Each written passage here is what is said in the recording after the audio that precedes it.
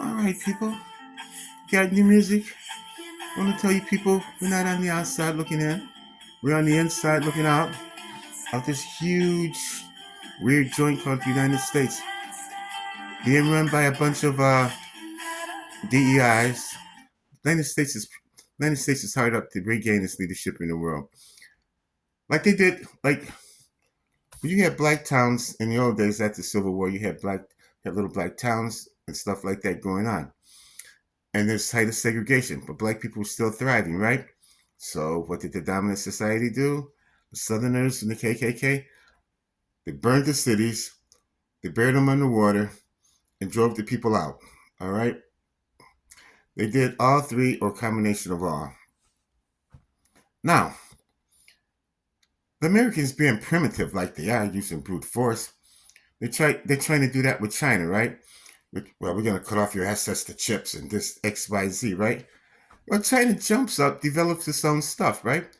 China, instead of bombing people, they're over there trading with people. China, in case you didn't know it, that is the largest exporter of cars. They export more cars than Toyota. And that's saying a lot there. Which means they don't really need the US market, right? And then we have a bunch of DEIs from Trump on down and Trump on up, whatever you want to call them, trying to regain American dominance.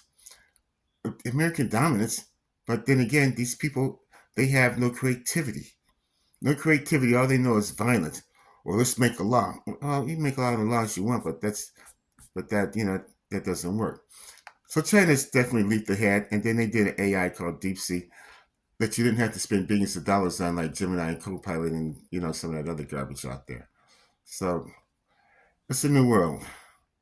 And with that, we got to listen to Sylvia again. We're not on the outside, we're just on the inside looking up, and we're thinking to ourselves, we need to stop this madness. And with that, I'm Jack Justice, and I'm out of here for now.